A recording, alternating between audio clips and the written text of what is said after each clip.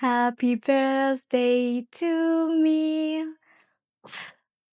Et oui, aujourd'hui c'est mon anniversaire. Bon, je vais pas manger le gâteau tout de suite, on va le laisser pour plus tard. Et quoi de mieux que ce jour pour parler d'un sujet qui nous a tous déjà touchés dans notre vie, je pense. En tout cas, qui touche plus d'une personne sur deux aujourd'hui, c'est la fameuse dépression d'anniversaire. Yeah! Ultra positif en ce jour béni. N'hésite pas à me dire si c'est quelque chose qui t'a déjà touché et si justement tu sais pourquoi.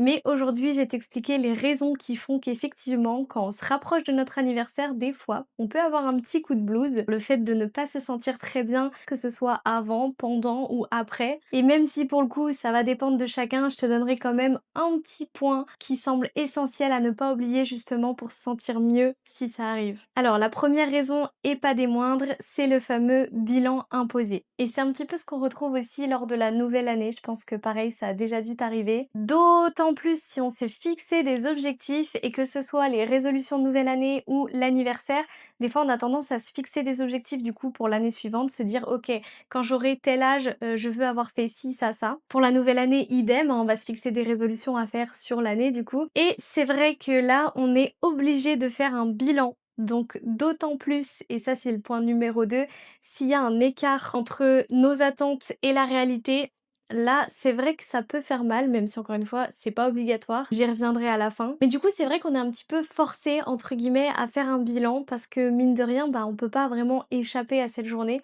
C'est comme le nouvel an, hein, c'est pas quelque chose qu'on oublie en général et je dirais même moins pour le nouvel an parce que pour le coup, il y a tout le monde qui le fête.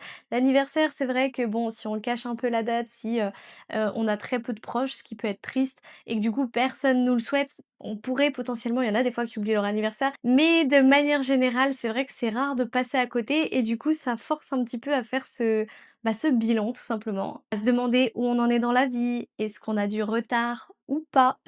Donc en gros, le cerveau, il fait un petit peu un audit sans qu'on le veuille et ça nous amène du coup à la deuxième raison qui fait que beaucoup de gens, des fois, peuvent déprimer proche de l'anniversaire. Comme je disais, le fameux écart entre ce qu'on voulait et ce qu'on a réellement.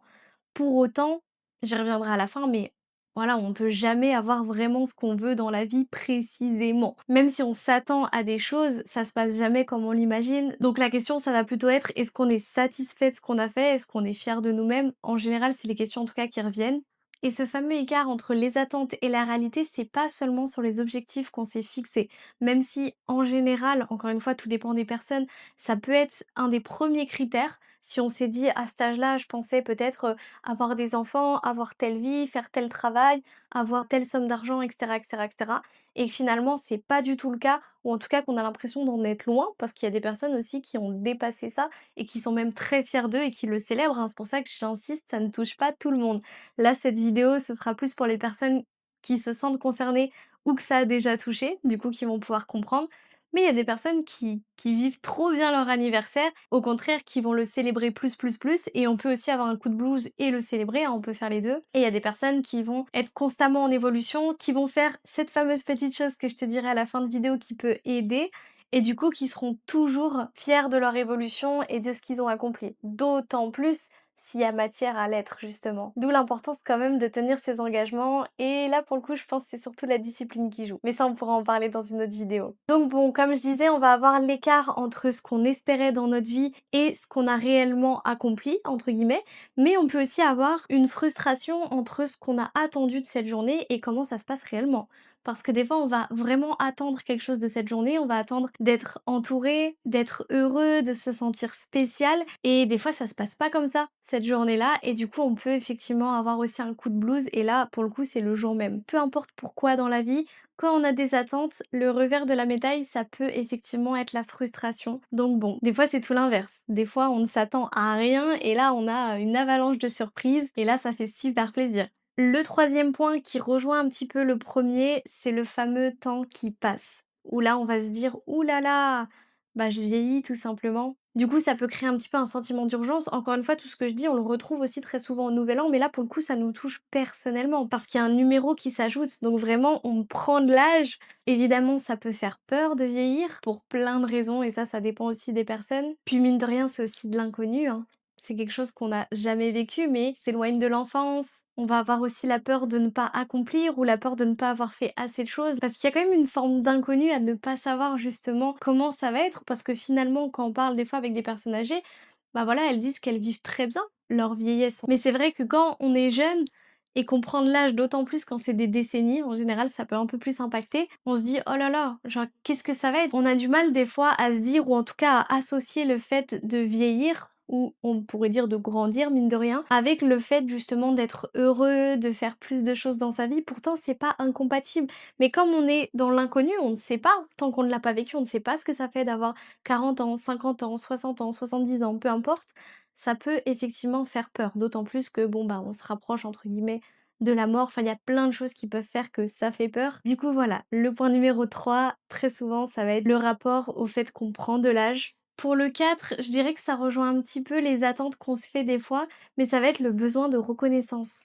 Des fois, on va vouloir ressentir le fait que ce jour-là, justement, on est spécial, qu'on nous le fasse comprendre, qu'on reçoive de l'attention, qu'on reçoive des messages, qu'on reçoive, du coup, entre guillemets, de la validation. On va vouloir que l'extérieur nous fasse ressentir comme si le monde s'arrêtait juste pour nous en ce jour-là. Le fait est que quand c'est moins que prévu et bah, voilà, hein, chacun a sa vie, justement le monde ne s'arrête pas, chacun continue ses activités, il y en a qui oublient parfois, ça peut même être les proches. C'est des choses qui arrivent comme nous on peut oublier. Ça peut toucher, évidemment et ça peut apporter aussi un coup de blues. Encore une fois, tout dépend comment on prend la chose et comment on la vit. Là, c'est vrai que chaque personne est différente sur ce sujet-là. Ensuite, on va avoir la fameuse introspection forcée. Un petit peu comme le bilan, c'est que mine de rien, même si c'est une journée où peut-être tu vas être entouré justement de tes proches, où tu vas faire la fête, et cetera, où limite tu vas pas t'arrêter, tu vas vivre beaucoup de choses parce que tu veux profiter pleinement de cette journée, bah, mine de rien, c'est un moment où en fait tu es face à toi-même. C'est comme si là où on te rappelle entre guillemets «la réalité», tout dépend aussi comment on vit chaque jour, mais c'est un petit peu un jour où là on est obligé de se centrer, de revenir à nous-mêmes et pour certaines personnes, ça peut être quelque chose d'inconfortable de se retrouver justement face à soi-même. D'autant plus s'il y avait par exemple des phases de doute, comme je disais, ou voilà, de la frustration par rapport à sa vie, ou des peurs, ou quoi que ce soit, ça peut tout amplifier. Et je rajouterai un petit dernier point, le sixième, qui pour le coup peut toucher après l'anniversaire, c'est la fameuse redescente finalement. C'est-à-dire que si on a eu beaucoup d'attention, si on a eu beaucoup d'amour, on a fait la fête, on a eu cette journée où on s'est senti exceptionnel, d'autant plus si c'était incroyable, c'est vrai que le retour entre guillemets «à la réalité», bah, le mot réalité est quand même, particulier. J'ai un petit peu du mal à l'utiliser parce que, bah, tout dépend de ce qu'on pense de la réalité et de ce qu'on en fait tout simplement. Enfin, tout le monde n'a pas la même perception de la réalité, donc c'est un mot un petit peu délicat, mais bref. Ce retour tout simplement à la vie de tous les jours où du coup c'est plus notre journée et là, si on l'a pas fait l'introspection, on va se la manger quand même. À un moment donné, en général, elle vient et du coup, effectivement, ça peut être après coup, la fameuse, retombée. Bon, la première chose que tu peux faire si jamais ça t'arrive, c'est juste de te poser la question: «Est-ce que l'anniversaire, c'est vraiment fait pour être heureux de base? Ou est-ce que c'est pas un moment, entre guillemets, "vrai" qui t'est consacré et qui te permet justement de te remettre en question?» Parce que si tu le vois comme ce moment-là, mine de rien, tu ne vas pas le célébrer de la même façon. Parce que tu sais qu'il est précieux, tu sais qu'il te permet de te reconnecter, d'être dans ce moment où hop, là tu fais le bilan concrètement. Des fois, ça peut être aussi à même de prendre des décisions. Donc mine de rien, si on le voit plus comme un angle pour soi, un moment où on va vivre vraiment entièrement, et d'ailleurs, pour ma part, je pense qu'on devrait vivre tous les jours de notre vie comme ça. Tous les jours se réveiller comme si c'était notre anniversaire et chaque jour est béni, ça c'est très important. Mais du coup, on peut voir ça comme un rappel. Surtout si ce n'est pas le cas habituellement, ou surtout pour ceux pour qui ce n'est pas le cas, ça peut être une solution que de se dire: «OK, finalement, c'est peut-être un moment justement pour se reconnecter, pour être dans le vrai», même si on espère que tout le monde soit heureux pour son anniversaire quand même. Si ce n'est dans la vie en général, ce qui est encore mieux. La deuxième chose que tu peux faire, pareil que peu de personnes font finalement, il y en a quand même qui le font et c'est plutôt bien, c'est tout simplement de s'offrir un cadeau à soi-même. Ça évite d'avoir des attentes auprès des autres et mine de rien, bah, c'est ta journée, c'est ton anniversaire, il y a pas de raison que les cadeaux viennent forcément de l'extérieur. Il faut le célébrer à fond et que ce soit toi qui le célèbres de base. On n'attend pas sur les autres pour le célébrer et ça évite justement d'avoir des attentes, d'être peut-être déçu, frustré et puis c'est aussi une récompense qu'on se fait à soi-même parce que des fois, encore une fois, ça dépend des personnes, bah, on n'a pas souvent tendance à se faire des récompenses. On va offrir aux autres, mais pour soi-même un petit peu moins. Donc je trouve se faire un cadeau, avec préméditation ou pas, hein, on peut avoir prévu ça, ou le jour J se dire: «OK, aujourd'hui je vais m'offrir un cadeau», ça peut être quelque chose qui aide énormément. Justement, c'est s'apporter une récompense à soi-même, se féliciter et montrer que mine de rien, bah, on a fait du parcours. Et ça va amener à la troisième chose qui pour moi est une des plus importantes, c'est la gratitude. Vraiment ce jour-là, il faut quand même garder en tête, même si des fois on peut faire un bilan qui peut être assez dur, surtout encore une fois si on avait des attentes, si on a l'impression d'être en retard, si ci, si ça, et cetera. Croyant ou pas, la vie fait toujours bien les choses. Il faut toujours se rappeler de ça. Tout se passe toujours pour le mieux. Ça ne veut pas dire qu'il faut rien faire et laisser couler. Évidemment, prendre des décisions, avoir des objectifs et passer à l'action, c'est primordial. On n'a rien sans rien. Il faut faire des choses quand même dans sa vie. Il faut pas être là en mode OK, la vie va toujours faire le mieux. Non, mais se rappeler que des fois, ça se passe pas comme prévu, mais que c'est peut-être justement pour du mieux derrière. Donc après, il faut faire les choses, certes, mais ça sert à rien de se blâmer parce que le poids du regret, le poids de la culpabilité, tous ces poids-là, c'est des choses qui peuvent que freiner ou que engendrer des choses similaires par la suite. Et si on n'a pas envie de reproduire les mêmes choses pour l'année suivante, vaut mieux se délester de tout ça et avancer, mais en gardant à l'esprit que ça ne se passe pas toujours comme prévu et surtout d'être reconnaissant de ce qu'on a déjà.